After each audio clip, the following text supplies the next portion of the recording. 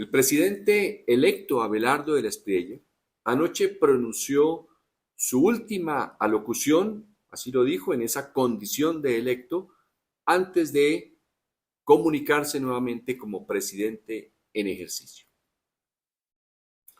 Tocó varios temas a los cuales me referiré ahora. Quiero comenzar por una transmisión de la periodista María Jimena Duzán, en la que conversa con dos senadores muy importantes, Andrés Forero y Ariel Ávila, de partidos diferentes, aun cuando después plantearon un tema interesante sobre las ideologías, derecha, izquierda. Si le interesa, vale la pena escucharla. Pero lo que me llama la atención como ciudadano, e insisto como ciudadano, porque en nuestra condición se supone, y así debe ser, tenemos información de menor importancia que la que ellos tienen. Y no solo ellos tienen más información, más completa, sino que la tienen más rápido. Yo estoy seguro o creo que debe ser así. Digo esto porque como ciudadano, y yo creo que a muchos nos debe sorprender, que el nivel de las conversaciones entre dos senadores sea tan bajo.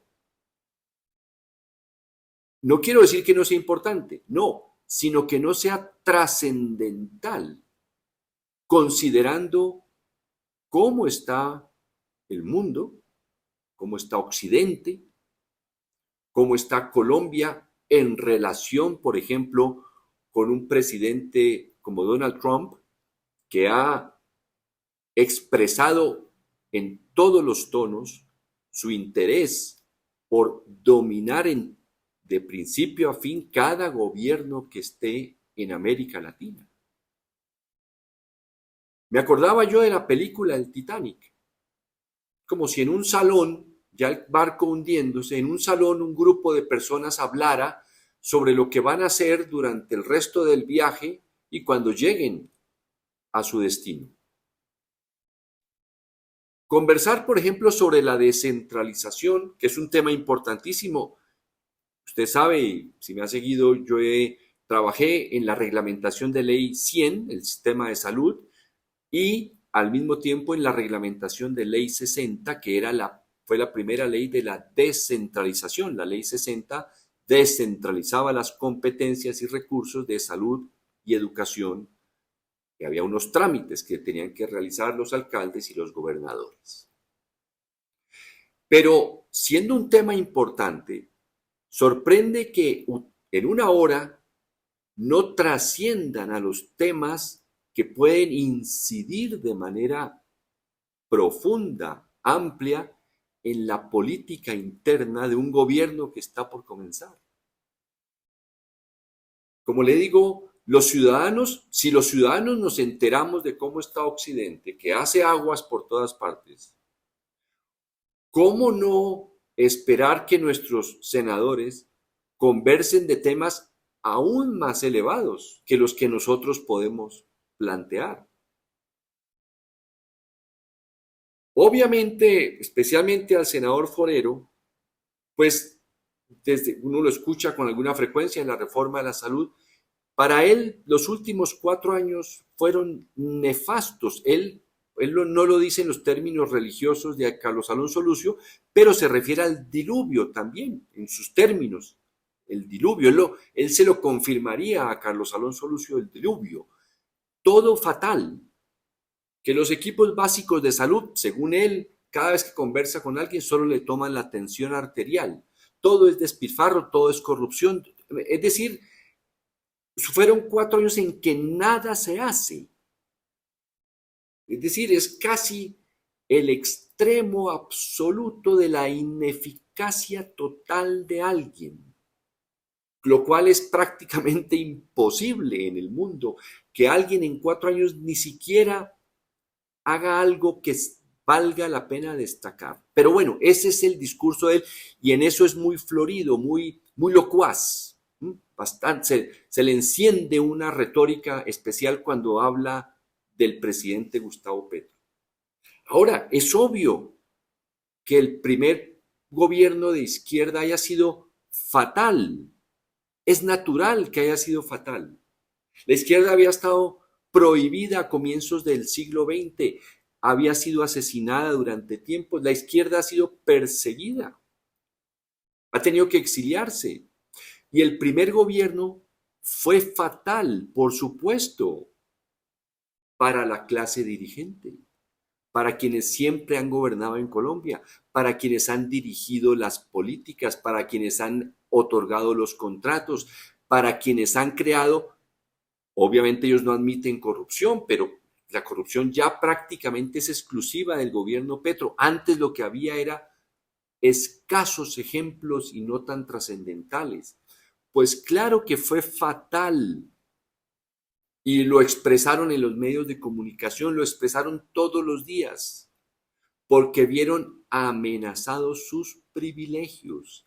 La historia muestra en todas las naciones, especialmente las donde ha habido transformaciones radicales profundas, que es fatal para las clases que están enraizadas en el poder. ¿Y cómo se defienden?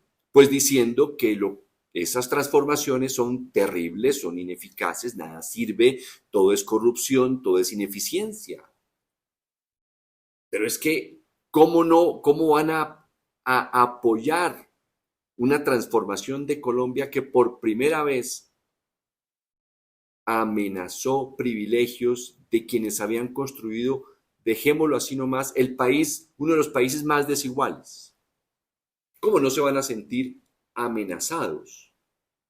¿Cómo van a hablar en favor de siquiera la reforma agraria? Si es que se enteraron, por supuesto.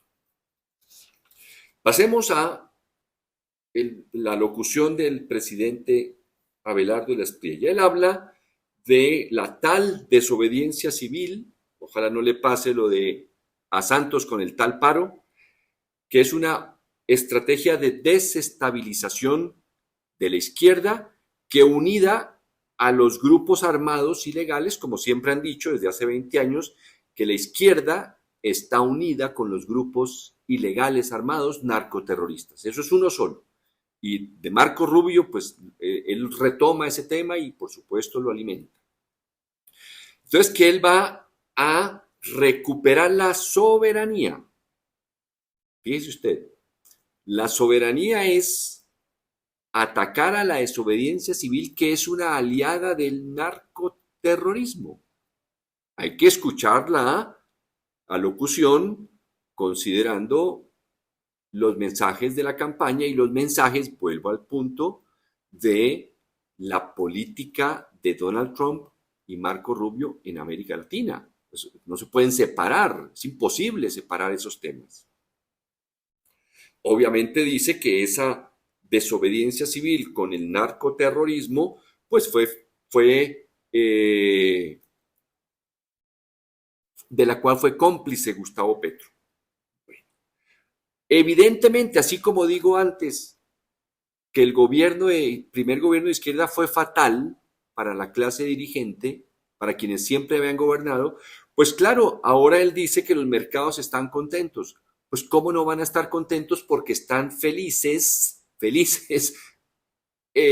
eufóricos, porque van a regresar a manejar a Colombia como la han manejado durante un siglo y medio, hasta el 2022. Pues tienen que estar contentos, por supuesto. Eso es, bueno, él lo dice porque pretende transmitir un mensaje argumentando que esa euforia de los mercados quiere decir que la prosperidad para Colombia viene. No, pues igual pasa en Estados Unidos, los mercados están felices porque Trump los manipula los viernes y los domingos, ya lo sabemos todos, ellos también deberían saberlo.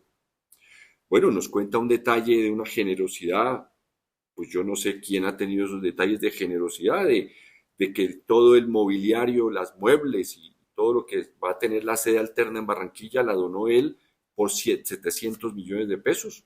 Un acto de una generosidad pues esperemos que sea una generosidad en la que no sea una importante parte de su patrimonio, porque pues sería una suma inmensa de dinero donar al Estado, porque ya después creo que eso ya no se puede pedir.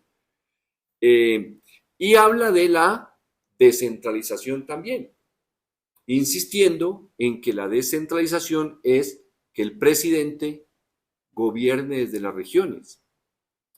Quienes estuvimos en la descentralización de la Ley 60 del año 93, sabemos que la descentralización precisamente es eso, que el gobierno esté en Bogotá tomando las decisiones importantes del país o donde quiera, pero del país.